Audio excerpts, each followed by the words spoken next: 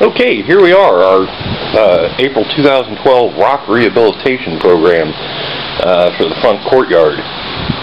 This is the area we've already worked on, and we still have some minor touch-up to do, primarily in getting the last bits of the barrier covered up. Basically, the issue was we had 8 years of dust, dirt, sand, what have you, blown into and on top of the rock and on top of the barrier, and that's been allowing weeds to grow, and you know, also just the rock actually gets dirty. You actually have to clean it. Here's an area right at the edge of our workspace. You can see where we've laid down new barrier, and right next to it here, and try and get it where you can see a little better because of the shade. The old barrier, you can see, actually hasn't been too badly compromised. You can see where I've already stripped off all the dirt and rock off of that section, and still obviously evidence of a lot of the sedimentation that's settled on top of it. And if you look closely, see if we can get in here where we can see it.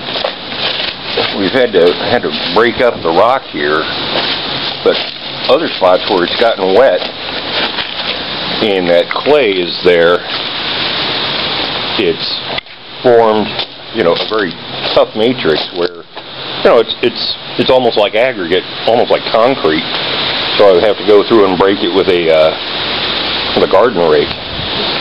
We'll take a short video here in a minute showing the workflow of how we sift the rock, wash the rock, dump the rock, and dispose of the fill.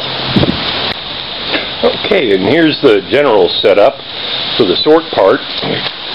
We scoop up, we loosen up the rock with a garden rake, we scoop it up, just simply dump it in the sifter, which, you know, it's just a couple of 2x4s with some wire mesh hardware sheeting tacked onto it.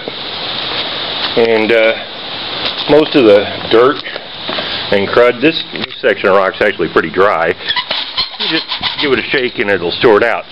When there's a lot more clay and whatnot, you actually have to physically manipulate the rock pretty hard to get the dirt to separate off of there.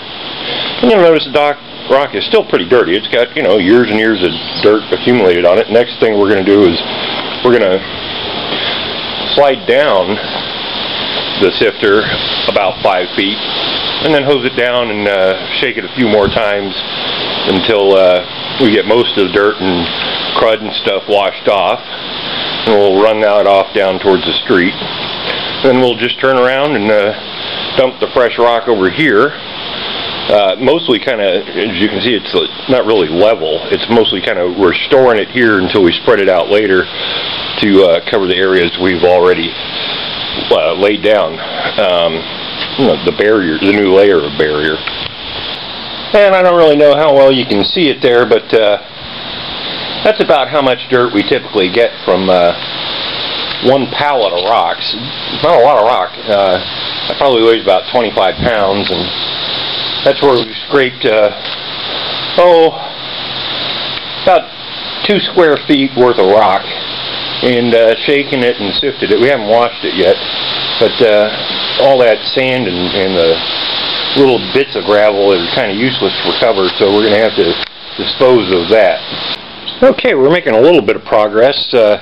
We were just about to here this morning, and after about 2 hours of work, we've gotten another 2-3 feet.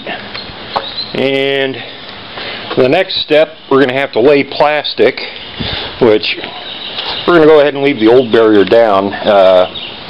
The new plastic is pretty thin, so might as well take advantage of the barrier that's already there. And tuck it under there. Make the cutouts for the plants, get it tucked all the way underneath the shrubbery there. And then maybe, we're not going to spread the rock much, but we'll bring it up over to cover the seam here where we're going to lay the new plastic.